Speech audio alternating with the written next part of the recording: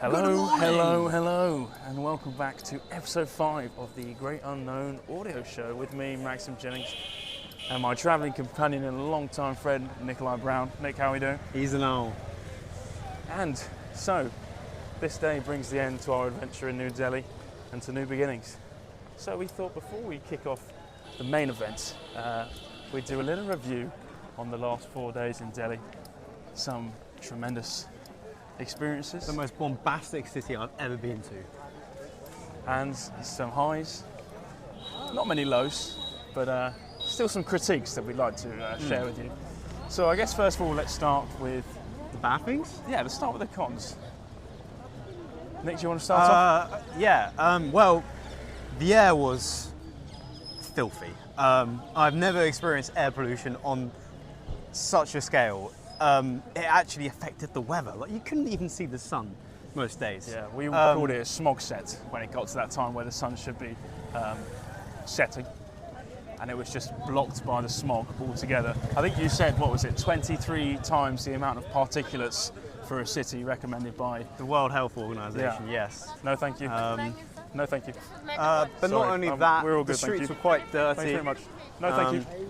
A lot of litter. There's not really much of a Almost got run over there. clean-up operation provided by the city council.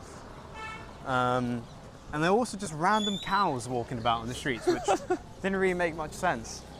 Amongst horses and donkeys and the odd chicken. So I think it was a massive culture shock. yeah, As soon as we got out of the station of the first place, instantly bombarded by people, which was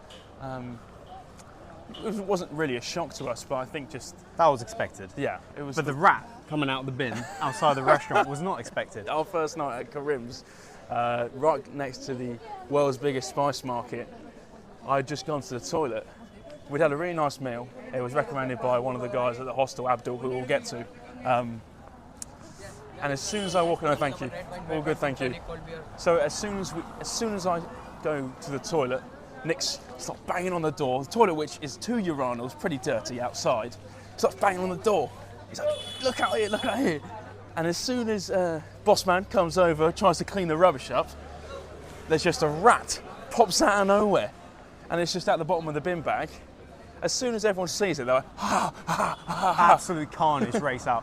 One man with a pole comes in, starts whacking it in the head. Barbaric, to say the least. Yeah. And as soon as it was kind of paralysed and knocked out and started twitching, another man comes along and boots it down the corridor of the courtyard. I think Peter Schmeichel would have been proud of that kick. It was a heavy hit to the blow, and that rat was not getting up again after that. So that was a bit of a downside. I think we should probably get to some of the pros then, so we don't act too cynical in the regular British manner that is known amongst tourists from our country. So, the pros. I mean, let's get to the hostel. Backpackers Hostel in Hindustan. Hindustan. Yeah, hostel. Backpackers Hindustan. When we arrived, the neighbourhood we'd gone through before was slightly frightening, to be honest. A few tight alleyways, and a car which had to take a very meticulous procedure to get out. Tuk-tuks coming through you left, right and centre. All a bit of a whirlwind experience. But as soon as we got to the hostel, we felt pretty comfortable. Apart from the first thing the guy on the reception told us was, "Okay, sir, here are top 14 scammers in the area. Here is the website. I show you the scammers, and we go through them. If someone tells you that the road is closed, It's a scam. don't listen to them. It's a scam. It's a scam. If someone offers you a tuk-tuk right at the station, don't take it. It's a scam. It's a scam." And that went on and on until we were given our room before the time where we were expecting it. We arrived at about 11:30, and the room was available from 1. The room itself was an 8-man hostel room, which I know is going to sound terrible for some of you listening. You can't imagine 8 people, let alone 8 big sweaty blokes in one room. The room was probably the same size as a single room at uni. I'd say 5 meters by 3 meters. Yeah. Had an ensuite shower. The hot water did work, but you had to ask and wait 15 minutes in advance at reception for the hot water to turn on. But when it did turn on, it stayed on for quite a long time, which is always a bonus.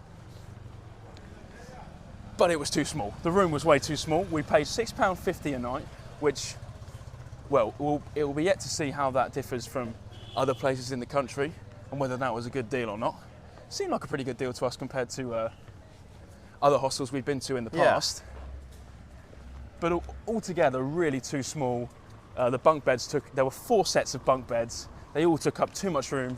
The Wi-Fi wasn't great in our room, which is a big factor for us Westerners, as, well, I certainly like to go to sleep to some sort of video, which is really bad, but it's a necessity at this point. Can I just guide us to the positives of Delhi? Yeah, sorry. And then, well, the biggest positive, I think, is the staff there. Oh, very helpful. As soon as we Shout arrived, out to my man Abdul. Yeah. As soon as we arrived, we met Abdul, who first of all sourced us out with a SIM card. Pretty good deal. I think we paid £5 for it. Yeah. Gives you 1.5 gig a day, which is absolutely fantastic. Unlimited calls. Your own personalised India number. Oh yeah. Find that fantastic. A physical SIM card, so you have to take the other one out and look after it. But all in all, a pretty good deal in our opinion. And then, not only was Abdul a great chatter, he was a pretty decent salesman to us as well. Oh, very good salesman. And this was the first time, really, Nick and I had felt sold on a deal by an entrepreneur of a country we were travelling to. Yeah. So I am one of the most sceptical people on this earth. Very true. So in theory, Abdul has sorted us for the next 2 weeks of our trip. This is the first time we've ever done anything pre-organised, really, other than a few days before, which we think we got great value for money. It came to around £600. We're going through Agra, the whole of Rajasthan, pretty much. We're going to Ranthambore National Park, which is mainly a tiger sanctuary. We have a ticket involved to the Taj Mahal. We also have, no thank you, we also have a ticket involved to the sanctuary with a night staying in the sanctuary. Hotels and transport has all been booked. Sleeper trains of a relatively decent class, we believe, if they go ahead. And as far as I'm aware, breakfast is included. Yes, which is very important for Nick. Every time we go on Hostel World, Nick always puts breakfast included as the first option to see what the cheapest price is. And if it's a good rating, then he's sold, and we're going to be booking that one straight away. And then finally, we've got a night in the desert in Jaisalmer. Jaisalmer, sorry, no. Jaisalmer, after Jezza. Jezza Clarksonmere. So yeah, all in all, we think it's a pretty good deal. £600 for 14 nights. No organisation needed. No, thank you. We're all good, thank you. Red wine, white wine, gin tonic, cold beer. I'm all right, all good, thank you. So no organisation really needed. We've got our own personal driver for the next 7 days. Yeah. No, thank you. I'm good, thank you. All good, thank you. So we've got our own personal driver for the next 7 days by the name of Sonu. Big up, Sonu. No, thank you. All good. So, all in all, like I was saying, a pretty good deal. I think if you're comparing that to what we would have been paying in South America for something like that in Peru, so to speak, or Argentina, you're paying at least time and a half, double the price for something like that. Oh, yeah. $800. Yeah, maybe. No, thank you. And we have communication with Abdul the whole time. And he's a very attentive person. He makes sure that every day we're okay. We spent 4 nights at the hostel before going on the trip, so we don't think it's a bad idea, so to speak. We've just got 2 men squabbling over there. It seems to be some sort of laugh and joke, but there's a horse on a carriage with loads of decorations covered in it. Absolutely fantastic. So, hotel all in all, staff, facilities not great, staff really good, really attentive. Out of 10? I'm going to give it an 8, I think. 7.5. Yeah. So that's our review in brief of Delhi. Obviously we've said more about it in previous episodes and places we've been to, such as Humayun's Tomb and the Red Fort Tourism of India expedition. But just a final word. Yeah. If you're looking for absolute craziness, just bedlam, carnage, you want to go to Delhi. It really is. It's got it all. It is true to itself, and it is absolutely crazy. We wouldn't recommend it to first-time travellers. Someone who's looking for a kind of luxurious travel, probably not for you. Nothing luxurious about Delhi. No. There are other places in India which we will be soon to be visiting, which I'm sure will be more up your street. Following Delhi, we have now arrived in Agra, about 3.5 hours southeast of the city. It's on a lower scale on the smog pollution radar, but still smog. Amber, still very amber, nowhere near yellow. Visibility is not great, but it is home to one of the 7 wonders of the world and one of the most amazing forts you'll probably ever see. So we'll give you a little review of the day. We started off by meeting our driver for the next 7 days, Sonu, a lovely man who picked us up at 8 o'clock in the morning. The trip to Agra took about 3.5 hours. No, thank you. Lovely though. The trip itself took about 3.5 hours to get to Agra.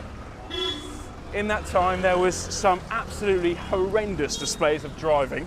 The motorways basically had 3 lanes and then a really wide, hard shoulder, which was almost used as a means of undertaking absolutely anything. There was an undertaken lane and an overtaken lane, and the 2 lanes in the middle, well, you could just follow the line. You didn't have to actually sit in the lane. You could just go over the line. As long as your car was moving and you were on the road, no one really cared. There was no real form of traffic police other than the toll roads. So following arrival in Agra, we arrived at our hostel called the Taj Hajrav. I have no idea. I think it started with Taj.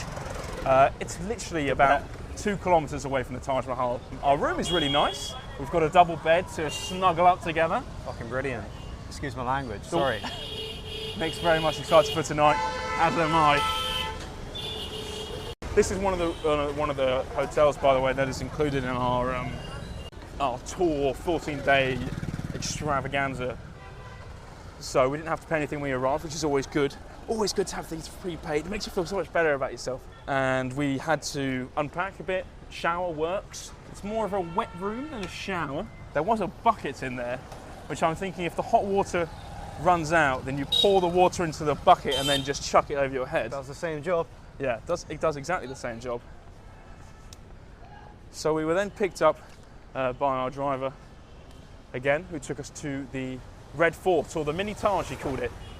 The Red Fort in Agra is supposedly meant to be more of a spectacle than the Red Fort in Delhi, and we definitely agreed. Unfortunately, I was not allowed to record any sound inside. And then when he opened up the bag, I've got all my sound equipment in a travel box. And when you open it up, a bunch of red lights start flashing everywhere. And he must have assumed that I was carrying a bomb or something. Because proximity mine. Yeah, proximity mine, because he looked at me and he went, "What is this?" I said, "It's just some microphones." So the Red Fort itself, I thought was really impressive. Very red, surprisingly. We were reading it and they were saying that the British had come and knocked lots of it down 200 or so years ago. To build some barracks. Yeah, to build some barracks for some soldiers. Barracks.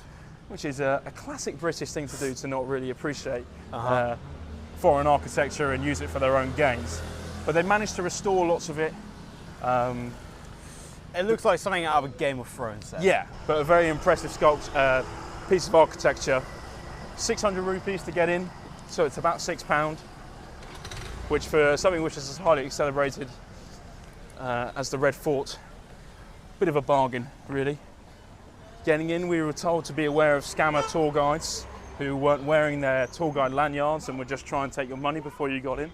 Always something to take note of. Seems to happen in the majority of these places. 3-hour queues, remember? 3-hour queues. Yeah, it's crazy. We had to wait a little time to get in, but other than that, it was... Not 3 hours. It was okay, yeah. And then following that, we decided we were going to do the main event all in one day. We've only got 1 day in Agra, so we wanted to see the Taj Mahal and hope that they had that the sun was setting. Unfortunately, that wasn't the case. Part of our tour included entry into the Taj. Do you know where we're going? Yeah, it's just straight down this road, and I think we're turning. We were meant to turn right back there. No, it's still down here, I think. Have you got the Google Maps? I don't know, mate. Okay, we have a 10-minute walk back to the Taj Haveli Hotel. We overshot it quite a bit, by the way. Really? Yeah. Half a mile. So, back to the Taj. The Taj Mahal is an absolute spectacle. It is a must-see, no matter where you're from. Sorry, crossing the road. He's going to go. Cut you up. He's going to go.